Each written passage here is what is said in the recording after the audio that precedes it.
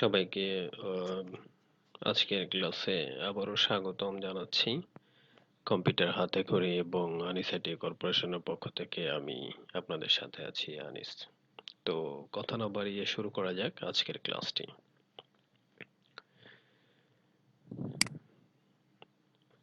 আমরা গত ক্লাসে আলাপ করেছিলাম হচ্ছে অফিস বাটনে আমাদের যে কাজগুলো ছিল, এই কাজগুলো নিয়ে আসলে আমরা আলাপ করেছিলাম। আশা করি কোথাও কোনো প্রবলেম আপনারা ফেস করেননি।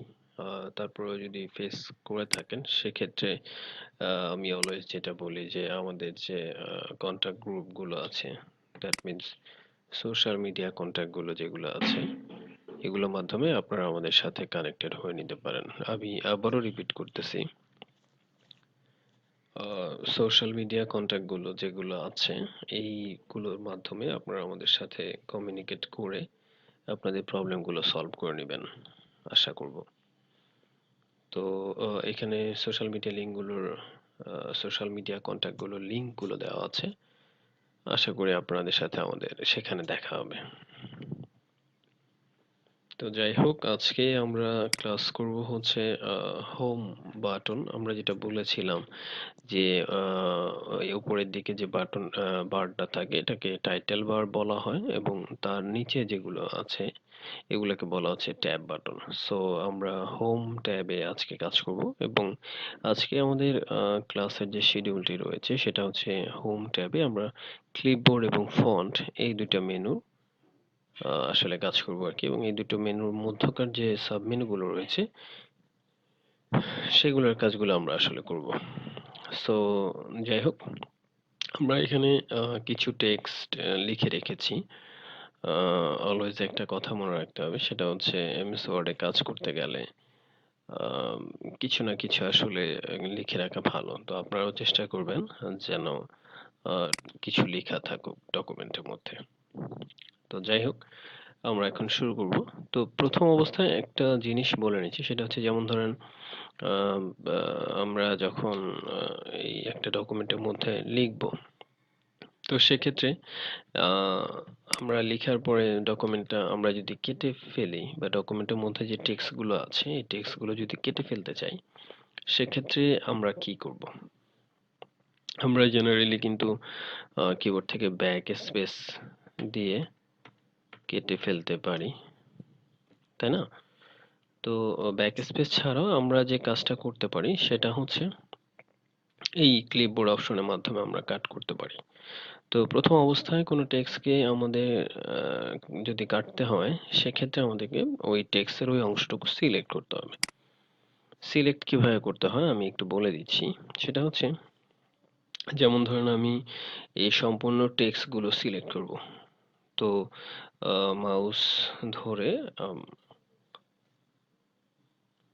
অনেকে অনেকে দেখা যায় যে এভাবে সিলেক্ট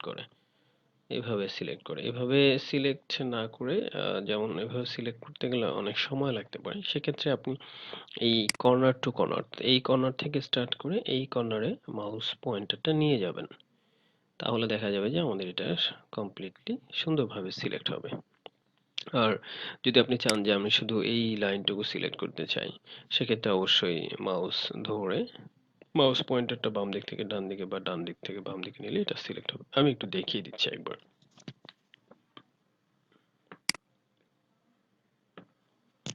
এভাবে হচ্ছে যে আপনি ডানে বামে সিলেক্ট করতে পারেন। আর আরেকটি যেভাবে আছে সেটা হচ্ছে যে আপনি এইভাবে সিলেক্ট করতে পারেন এই পুরো টেক্সটটা।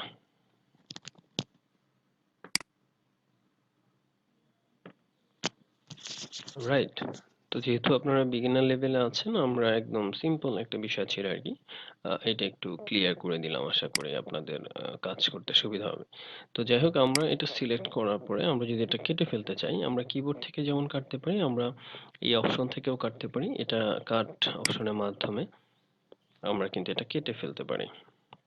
এখন প্রশ্ন হলো যে এটা যদি কোনো ইম্পর্টেন্ট ডকুমেন্ট হতো, যেমন আমরা এই অংশটুকু কেটে ফেললাম, সেক্ষেত্রে এটা যদি কোনো ইম্পর্টেন্ট ডকুমেন্ট হতো তাহলে আপনি কিন্তু যে কোনো প্রবলেম ফেস করতে পারতেন, তো এইরকম ইম্পর্টেন্ট ডকুমেন্টগুলো থেকে যদি ভুলবশত আপনি কোনো অংশ কেটে ফেলেন বা পুরো ডকুমেন্টের মধ্যকার যে টেক্সটগুলো আছে এগুলো যদি কেটে ফেলেন এবং সেক্ষেত্রে আপনার কাছে যদি ডকুমেন্টের কোনো ব্যাকআপ কপি না থাকে ওই ক্ষেত্রে কিন্তু আপনার বিরাট বড় একটা প্রবলেম হতে পারে। তো এটার জন্য এই জায়গাগুলো থেকে আপনি চাইলে যে টেক্সটগুলো কেটে ফেলেছেন এটা ব্যাক করতে পারেন। কিভাবে করব? এই যে অপশনটা আমরা দেখতে পাচ্ছি এটাকে বলা হচ্ছে আনডু। এই আনডুটা যখন আমি ক্লিক করব তখন আমি যে টেক্সটটা কেটে ফেলেছিলাম সেই টেক্সটটা চলে আসবে। ক্লিয়ার? এটা ছিল হচ্ছে আনডুর কাজ। এখন একটা বিষয় হচ্ছে এরপরে আমরা যেটা আলোচনা করব সেটা হচ্ছে যে আমরা আমরা যদি একটা ডকুমেন্টের মধ্যে আহ, যেমন এই যে টেক্সটটা আছে এই টেক্সটটা আমি 10 বার লিখতে চাচ্ছি। সো আমরা সবাই জানি যে আমরা 10 বার লিখতে গেলে মোটামুটি বেশ সময় লাগবে। সো আমরা এটা কি করব? কপি পেস্ট করব আরকি। তো কপি পেস্ট করতে গেলে কিভাবে করতে হয়? সেটা হচ্ছে যেই অংশটুকু আপনি কপি পেস্ট করবেন সেই অংশটুকু আপনি সিলেক্ট করবেন টেক্সটের। করার পর এই অপশন যেটা আছে এটা হচ্ছে কপি। তাহলে এটা কপি হয়ে যাবে। যখন ডকুমেন্ট কপি হয় তখন আসলে বোঝার উপায় নাই যে কিভাবে মানে এটা কিভাবে কপি হলো। বাট আপনি এটা কখন এটার আউটপুটটা পাবেন যখন আপনি এটা পেস্ট করবেন। পেস্ট করবেন হতে পারে আপনি এই লাইনে পেস্ট করতে পারেন। যেমন আমি এই লাইনে পেস্ট করলাম। তাহলে কিন্তু এটা এখানে চলে আসলো। আবার আপনি যদি চান যে আমি নিচের লাইনে পেস্ট করব সো দেন কার্সর নিচে নিয়ে যেতে হবে অর্থাৎ কার্সর যেখানে থাকবে পেজটা কিন্তু সেখানেই হবে। সো আমি যদি এখন পেস্ট করি বারবার পেস্ট করি তাহলে কি হবে আমাদের এই একই লেখাগুলো বারবার না লিখে খুব সহজেই কপি পেস্টের মাধ্যমে চলে আসবে। এবং আমরা যদি চাই যে এই জিনিসগুলো আবার ব্যাক করতে সেক্ষেত্রে অবশ্যই আনডু আমি যদি বারবার ক্লিক করি সেক্ষেত্রে আমরা আমাদের বিগত বা পূর্বের অবস্থানে ফিরে যেতে পারবো। সো এগুলো ছিল হচ্ছে ক্লিপবোর্ড এই অংশটুকুর কাজ। আমরা পরবর্তীতে যেটা নিয়ে আলোচনা করব সেটা হচ্ছে ফন্ট মেনু যেটা আছে ফন্ট মেনুর মধ্যকার সাব মেনুগুলো নিয়ে আসলে আলোচনা করব আমরা এখন। তো প্রথমে যে বিষয়টি আলোচনা করব সেটা হচ্ছে ফন্ট। ফন্ট কাকে বলা হচ্ছে? ফন্ট হচ্ছে এই যে লেখা বা টেক্সট গুলো আপনারা লিখতেছেন এগুলাকেই আসলে কম্পিউটার ভাষায় ফন্ট বলা হয়ে থাকে। সো ফন্ট সিলেকশন করার ক্ষেত্রে আমাদের কি করতে হবে? মনে রাখতে হবে আমাদের অলওয়েজ ইংরেজি এর ক্ষেত্রে টাইমস নিউ রোমান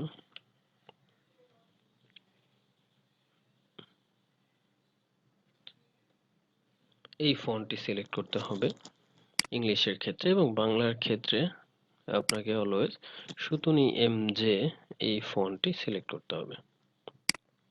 এই ফন্টে অর্থাৎ আপনি যদি কখনো বাংলা লিখতে চান সেক্ষেত্রে এই ফন্টটি সিলেক্ট করে কাজ করবেন আর যদি ইংরেজি লিখতে চান সেক্ষেত্রে এই ফন্ট এই দুটো হচ্ছে স্ট্যান্ডার্ড তার মানে এই না যে আপনি অন্য কোনো ফন্ট ইউজ করতে পারবেন না এটা আপনার ইচ্ছা বাট অফিসিয়াল লেটার গুলো টাইপ করার ক্ষেত্রে অফিসিয়াল লেটার বা যে কোনো ধরনের ফর্মাল লেটার সিভি রিজিউম বই বিভিন্ন ধরনের জার্নাল মানে এই জিনিসগুলো ম্যাক্সিমাম ক্ষেত্রেই আসলে টাইমস নিউ রোমান এই ফন্টটা ফলো করা হয়। তো এটা ছিল হচ্ছে ফন্ট সিলেকশনের বিষয়টা। এরপরে যে বিষয়টা আসবে সেটা হচ্ছে ফন্টের সাইজ। অর্থাৎ যে ফন্ট নিয়ে বা টেক্সট গুলো নিয়ে আপনি কাজ করবেন এটার সাইজটা কতটুকু হবে। যেমন আমরা যদি এটা সিলেক্ট করি আমরা চাইলে এই ফন্টের সাইজ গুলো কমাতে বা বাড়াতে পারি সেটা কোথায় করব এখান থেকে করব। খেয়াল করে দেখেন আমি 9 10 12 14 ফন্ট 16 18 এভাবে করে চাইলে বাড়াতে পারি তবে স্ট্যান্ডার্ড সাইজ কোনটি মনে রাখতে হবে যে স্ট্যান্ডার্ড সাইজ হচ্ছে 12 বা 14। তো যাই হোক আমরা আপাতত এটা 14 তে রাখতেছি। এই ফন্ট বাড়ানোর কাজগুলো ক্ষেত্রে একটা মাথায় রাখতে হবে একটা বিষয় সেটা হচ্ছে দেখেন এখানে 72 পর্যন্ত আসতেছে অর্থাৎ আপনার যদি ফন্টের সাইজ আরো বড় করতে চান সেক্ষেত্রে কিন্তু এই 72 এর পরে এই অপশন থেকে আপনি আর বাড়াতে পারতেছেন না। দুটা ওয়ে আছে এর থেকেও বেশি বাড়ানো সেটা হচ্ছে যে এখানে আপনি টাইপ করে দিতে পারেন যে আমি 120 বা 30 120 ফন্টে নিয়ে আসবো সেক্ষেত্রে এটা বড় হবে অথবা আরেকটা যে ওয়ে আছে সেটি হচ্ছে এই অপশনটাকে বলা হচ্ছে গ্রো ফন্ট এবং এটা যেটা বলা আছে সেটা হচ্ছে সুইং ফন্ট অর্থাৎ আপনি ফন্টগুলো চাইলে ফন্টের সাইজগুলো এখান থেকে বড় বা ছোট করতে পারেন। তো আমরা আপাতত এটা 14 রাখতেছি। এটা ছিল হচ্ছে ফন্ট সিলেকশন এবং ফন্টের সাইজগুলো কমানো বা বাড়ানোর বিষয়গুলো। এরপরে যেটা আসতেছে সেটা হচ্ছে আমরা অনেক সময় টেক্সটগুলো দেখা যায় হাইলাইট করি আর কি, যে ইম্পর্টেন্ট টেক্সটগুলো থাকে ওই টেক্সটগুলো বা আমরা হাইলাইট করে থাকি। সেক্ষেত্রে আমরা এই বোল্ড অপশনটিতে ক্লিক করলে আমাদের টেক্সটগুলো হাইলাইট হয়ে যাবে। যেমন আমি যদি এই হেডলাইনটা হাইলাইট করতে চাই, সেক্ষেত্রে হেডলাইনটা সিলেক্ট করে দিয়ে ক্লিক করলে আমার এটা হাইলাইট হবে। প্রশ্ন হচ্ছে যে আমি তো হাইলাইট করলাম, এটা ক্যান্সেল করব কি করে? অবশ্যই এই অপশনটিতে আবার ক্লিক করলে এটা কিন্তু আবার নর্মাল টেক্সটে চলে আসবে। একইভাবে আমি যদি চাই যে আমার লেখাগুলো ইটালিক বা বাঁকা করে লিখতে, একই অপশনে ক্লিক করব এবং একই অপশনে ক্লিক করার মাধ্যমে এটা ক্যান্সেল করে দিব। আমি যদি চাই যে আমার টেক্সটে আন্ডারলাইন দিতে, সেক্ষেত্রেও এটা ক্লিক করব ইউ এবং আবার এটা ক্লিক করলে আমাদের আন্ডারলাইনগুলো চলে যাবে। এরকমটা যদি আমরা চাই যে আমরা স্ট্রাইক থ্রো দিব, অর্থাৎ আমরা আমাদের টেক্সটের মাঝে দিয়ে একটা দাগ আসবে আর কি, অর্থাৎ আমরা টেক্সটটা কেটে ফেলতে চাচ্ছি এরকম বোঝাতে চাচ্ছি, সেক্ষেত্রে আমরা এই স্ট্রাইক থ্রোটা ক্লিক করে এই অপশনে কাজটি করতে পারি। এরপরে যেটা থাকতেছে আবার এটা দিয়ে কিন্তু আমরা ক্যান্সেল করতে পারি। আচ্ছা, এরপরে যেটা থাকতেছে সেটা হচ্ছে যে সাবস্ক্রিপ্ট আর একটা হচ্ছে সুপারস্ক্রিপ্ট। এই দুটোর এক্সাম্পলটা আমি একটু অন্যভাবে দিচ্ছি। সাবস্ক্রিপ্টটা হচ্ছে যেমন আমরা অনেক সময় বিভিন্ন ফর্মুলা লিখি ম্যাথমেটিক্সে, যেমন a square plus 2ab plus b square. But এখানে a স্কোয়ারটা আমরা কিভাবে দিব? স্কোয়ারটা দিতে গেলে আমাকে এই 2টা সিলেক্ট করতে হবে। করার পর এই যে সুপার স্ক্রিপ্ট আমরা দেখতেছি, এটা যখন আমরা ক্লিক করব তখন এটা আমাদের এই বি স্কোয়ার এই স্টাইলে টেক্সটটা চলে আসবে। সেম ভাবে এই 2টা সিলেক্ট করে আমরা এই অপশনে চলে আসবো। খেয়াল করে দেখেন আমাদের কিন্তু ম্যাথমেটিক্যাল টার্মস গুলো লেখা হয়ে গেছে, অর্থাৎ a square plus 2ab plus b square. একইভাবে এটা ক্যান্সেল করব কি করে? সিলেকশন করে আমরা এটাতে ক্লিক করলেই আমাদের এটা ক্যান্সেল হবে।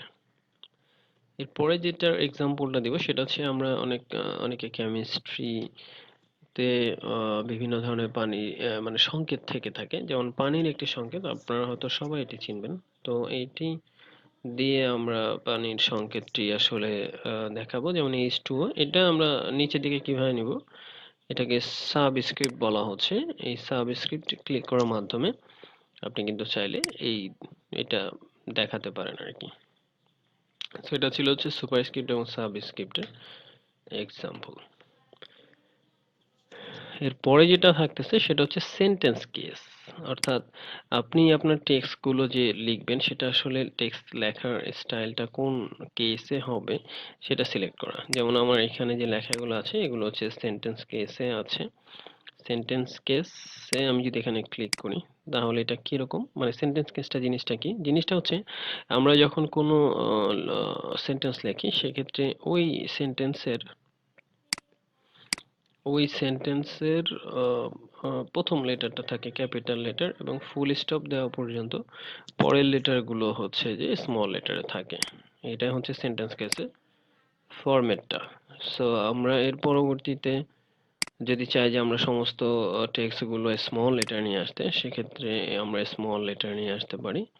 একইভাবে ক্যাপিটাল লেটারে নিয়ে আসতে চাইলে আপার কেসে ক্লিক করব, সব ক্যাপিটাল লেটারে চলে আসবে। এবং ক্যাপিটালাইজ ইচ ওয়ার্ড, অর্থাৎ প্রত্যেকটা ওয়ার্ডের প্রথম লেটারটা যদি আমরা ক্যাপিটাল করতে চাই সেক্ষেত্রে এটা ইউজ করব। এটা ঠিক উল্টো কাজ করে হচ্ছে টগল কেস, অর্থাৎ প্রথম লেটারটা প্রত্যেকটা ওয়ার্ডের স্মল লেটার এবং পরেগুলো বড় লেটার। তবে আমরা ম্যাক্সিমাম ক্ষেত্রে সেন্টেন্স কেস বা লোয়ার কেসগুলো এটা ইউজ করে থাকি আর কি। এরপরে যেটা থাকতেছে সেটা হচ্ছে যে আমরা আমাদের টেক্সট গুলোকে যদি চাই যে হাইলাইট করতে, সেক্ষেত্রে আমরা এখানে টেক্সট হাইলাইটার যেটা আছে এই টেক্সট হাইলাইটার এই কালারগুলো দিয়ে আমরা এটা করতে পারি আর কি। তো এটা কিভাবে করব সেটা দেখিয়ে দিচ্ছি। সো আমরা আসলে কিভাবে টেক্সটটা হাইলাইট করব, যেমন আমি চাচ্ছি যে এই টেক্সট হেডলাইন যেটা আছে এটা হাইলাইট করতে। সো আমরা এই টেক্সট হাইলাইট কালারে ক্লিক করে যে কোনো কালার দিতে পারি আর কি, এবং পরবর্তীতে আমরা আবার নো কালারের মাধ্যমে এটা ক্যান্সেল করে দিতে পারি। সো এগুলো ছিল হচ্ছে টেক্সট হাইলাইট কালার। এখন আপনি যদি চান যে টেক্সটটা কালারটা চেঞ্জ করতে, অর্থাৎ আমি এই মুহূর্তে ব্ল্যাক কালার ছিল, সো আপনি যদি চান যে টেক্সটটা রেড কালার আসুক, বা এখানে পছন্দের যে কোনো কালার আপনি চাইলে নিয়ে নিতে পারেন। এবং আপনি যদি, যেমন আমি এটা রেড করে দিলাম, এরপরে যদি আমি এটা ক্যান্সেল করতে চাই সেক্ষেত্রে আমি অটোমেটিক বা ব্ল্যাক কালার দিয়ে দিব। সো এইগুলো ছিল হচ্ছে আজকে আমাদের ক্লিপবোর্ড এবং ফন্ট মেনুর কাজ। আমি একটু সামারি করে দিচ্ছি যে আজকে আমরা আসলে কি কি শিখেছি।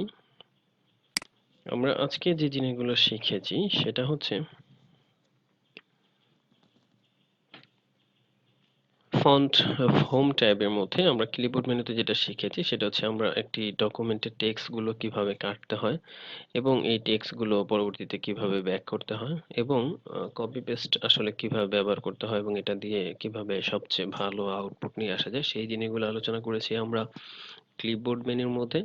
এবং পরবর্তীতে আমরা ফন্ট মেনুর মধ্যে যেটা আলোচনা করেছি সেটা হচ্ছে যে আমরা কোন টাইপের ফন্ট গুলো ম্যাক্সিমাম ইউজ করব, এছাড়া ফন্টের সাইজগুলো কিভাবে বড় বা ছোট করতে হয়, এবং ফন্টের লেখাগুলো কে আসলে আমরা কিভাবে bold, italic, underline, strike through বা সুপারস্ক্রিপ্ট বা সাবস্ক্রিপ্টের মাধ্যমে কিভাবে কাজ করতে পারি। এছাড়াও বিভিন্ন ধরনের সেন্টেন্স কেস গুলো নিয়ে আলোচনা করেছি। তাছাড়া যে বিষয়টা আসলে আলোচনা করেছিলাম সেটা হচ্ছে ফন্ট গুলো, এবং ফাইনালি আমরা ফন্টের হাইলাইট কালার বা ফন্টের কালার গুলো কিভাবে পরিবর্তন করতে হয় এই জিনিসগুলো নিয়ে আসলে আলোচনা করেছি আর কি। সো আপনাদের আজকের ক্লাসে কোনো ধরনের প্রবলেম থেকে থাকলে আমাদের সাথে অবশ্যই সোশ্যাল মিডিয়াগুলোতে কন্টাক্ট করবেন ডিরেক্টলি।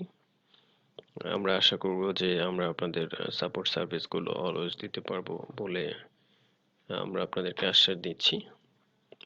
সো এই ছিল আজকের ক্লাস। আমরা আজকের মতো বিদায় নিচ্ছি। আগামী ক্লাসে আপনাদের আমন্ত্রণ জানিয়ে সবাইকে আল্লাহ হাফেজ।